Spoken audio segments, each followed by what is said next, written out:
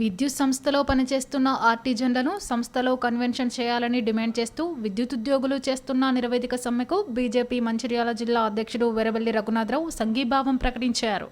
శుక్రవారం దీక్షా శిబిరాన్ని సందర్శించారు. రఘునాథరావు మాట్లాడుతూ విద్యుత్ సంస్థలో పనిచేస్తున్న ఆర్టిజన్లను సంస్థలోకి కన్వెన్షన్ చేయాలని డిమాండ్ చేస్తూ గత 5 రోజులుగా నిరవధిక సమ్మె చేస్తున్నా ప్రభుత్వం స్పందించకపోవడం తగదన్నారు. గతంలో కూడా ఆర్టిజన్లు సమ్మె చేసిన సమయంలో అప్పటి ప్రభుత్వం కన్వెన్షన్ చేస్తామని హామీ ఇచ్చి ఉద్యోగులను మోసం చేసిందని అన్నారు. ఆర్టిజన్ల డిమాండ్లు నెరవేర్చే వరకు వారికి అండగా ఉంటామని, వారి తరపున పోరాటం చేస్తామని తెలిపారు. ఈ కార్యక్రమంలో పట్టణ అధ్యక్షుడు అమీర్ శెట్టిరాజు, మున్సిపల్ మాజీ వైస్ చైర్మన్ గాజుల ముఖేష్ గౌడ్, పట్టి వెంకటకృష్ణ, ఎనగందుల కృష్ణమూర్తి, బెల్లంకొండ మురళి తదితరులు పాల్గొన్నారు. కన్వర్షన్ వెంటనే రాష్ట్రంలో సుమారు TS MPDCL, TS SPDCL, TS Transco 5 రోజుల నుంచి ఇంత పెద్ద ఎత్తున రాష్ట్రం మొత్తంలో 19,000 మంది కార్మికులు, ఇక్కడ మన మంచిర్యాల డివిజన్ లో దాదాపు 140 మంది ఇంత పెద్ద ఎత్తున ధర్నా చేస్తుంటే ఈ రాష్ట్ర ప్రభుత్వము స్పందించకపోవడము, కనీసము చర్చలకు పిలవకపోవడము చాలా బాధాకరమైన విషయం. ఏదైతే మీరు ఇక్కడ ఈ దీక్ష చేస్తున్నారో ఇది మొదటిసారి చేస్తలేరు. మీరు కొన్ని సంవత్సరాల కింద చేశారు, మేము అప్పుడు కూడా వచ్చి మద్దతు తెలిపినాం. భారతీయ జనతా పార్టీ తరఫున మీకు పూర్తి మద్దతు ఉంటుంది. మేము రాష్ట్ర ప్రభుత్వాన్ని కోరేది ఒకటే, గతంలో వీళ్లకు రెగ్యులరైజేషన్ చేస్తామని హామీ ఇవ్వడం జరిగింది. ఆ హామీ రాష్ట్ర ప్రభుత్వం నిలబెట్టుకోవాలి. మొన్న మనం చూసినాం సమగ్ర శిక్ష అభియాన్ వాళ్ళు కూడా దాదాపు చాలా రోజులు వాళ్ళు చేశారు. ఇట్లా ఈ ప్రభుత్వము గతంలో ఉన్న టీఆర్ఎస్ ప్రభుత్వము, గతంలో ఉన్న ముఖ్యమంత్రి ఏమో రెగ్యులరైజేషన్ అనే అది ఏంది మన కాంట్రాక్ట్ అవుట్ సోర్సింగ్ అనే పదమే వినబడద్దు, అందరినీ రెగ్యులరైజ్ చేస్తామని ఆ ప్రభుత్వం ఎన్నికల సమయంలో హామీలు ఇచ్చి ఆ ప్రభుత్వం మోసం చేసింది. ఇప్పుడు వచ్చిన ప్రభుత్వము మీలాంటి దాదాపు అన్ని డిపార్ట్మెంట్స్లలో ఇవాళ ఎడ్యుకేషన్ డిపార్ట్మెంటు, ఎలక్ట్రిసిటీ డిపార్ట్మెంటు, ప్రతి డిపార్ట్మెంట్ల ఈ కాంట్రాక్ట్ అవుట్ సోర్సింగ్ లో పనిచేసే వాళ్ళు చాలా మంది ఉన్నారు. వాళ్లకు రెగ్యులరైజేషన్ చేయకపోవడము, వాళ్లకు కనీస వేతనం అంటే సమాన పనికి సమాన వేతనం ఏదైతే వేతనానికి సంబంధించిన ఇష్యూస్ ఉన్నాయో వాటిని కూడా అడ్రస్ చేయకపోవడము చాలా బాధాకరము. కాంగ్రెస్ పార్టీ అంటేనే 420 పార్టీ. కాంగ్రెస్ పార్టీ చరిత్ర చూడండి, మోసాలు చేసి అధికారంలోకి వచ్చిన పార్టీ కాంగ్రెస్ పార్టీ. ఈ ముఖ్యమంత్రి 13 నెలలు అయింది. అన్ని వర్గాలకు రైతులకు రుణమాఫీ పేరు మీద 2 లక్షల రుణమాఫీ అన్నారు, రైతులను మోసం చేశారు. రైతు భరోసా 15,000 ఇస్తామన్నారు, మరి అది ఎప్పుడు వస్తుందో తెలియదు.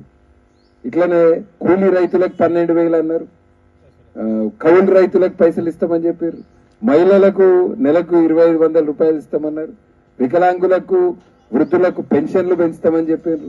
ఇట్లా అన్ని వర్గాలను, నిరుద్యోగులకు 4,000 రూపాయలు ఇస్తామని చెప్పారు.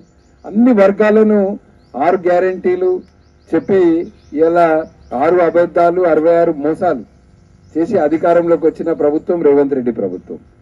అన్నిటికంటే బాధాకరం ఏంటంటే మరి మీరు ఇన్ని రోజుల నుంచి ధర్నా చేస్తుంటే మన జిల్లాలో 3 ఎమ్మెల్యేలు ఉన్నారు కాంగ్రెస్ పార్టీ ఎమ్మెల్యే. మన జిల్లా ప్రజలందరూ కూడా కాంగ్రెస్ పార్టీని గెలిపిస్తే మార్పు వస్తుంది, మన ఎమ్మెల్యేలు ఇక్కడ కాంగ్రెస్ పార్టీ నుంచి ఉంటే ఇక్కడ ఉన్న సమస్యలను రాష్ట్ర ప్రభుత్వం దృష్టికి తీసుకెళ్తారని ఈ జిల్లాలో ప్రజలు పెద్ద ఎత్తున కాంగ్రెస్ పార్టీ ఎమ్మెల్యేలను గెలిపించారు. 3 కాంగ్రెస్ పార్టీ ఎమ్మెల్యేలు ఉన్నారు. ఇవాళ మిమ్మల్ని కనీసం ఈ శిబిరానికి ఎవరు రాలేదు, కనీసం మిమ్మల్ని పిలిచి మీ సమస్యలు ఏంటి అని కూడా ఇవాళ ఈ జిల్లాలో ఉన్న 3 కాంగ్రెస్ పార్టీ ఎమ్మెల్యేలు అడగకపోవడము చాలా బాధాకరము.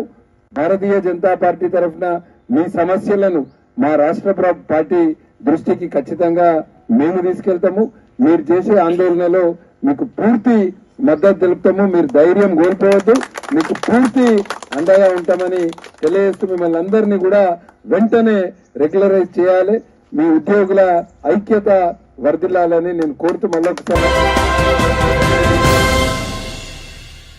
కుటుంబ కలహాలతో కన్న తండ్రినే కొడుకు హత్య చేసిన ఘటన మంచిర్యాల జిల్లా ఇందారంలో చోటు చేసుకుంది. ఇందారం గ్రామానికి చెందిన ఆవిడపు రాజయ్య ఆటో డ్రైవర్గా జీవనం కొనసాగిస్తున్నాడు. గురువారం అర్ధరాత్రి తండ్రి రాజయ్యను కొడుకు సాయి సిద్ధార్థ్ కత్తితో గొంతు కోసి చంపాడు. అతనితో పాటు ఈ ఘటనలో మరో 2 స్నేహితులు కూడా పాల్గొన్నట్లు సమాచారం. తండ్రి రాజయ్య తల్లిని వేధించడం, అక్రమ సంబంధాలు పెట్టుకోవడంతో ఈ హత్యకు దారితీసిందని పలువురు చెబుతున్నారు. తండ్రిని హత్య చేసిన తర్వాత నిందితుడు స్థానిక జైపూర్ పోలీస్ స్టేషన్లో లొంగిపోయినట్లు తెలుస్తోంది. ఈ మేరకు పోలీసులు పూర్తి స్థాయి విచారణ చేపట్టారు.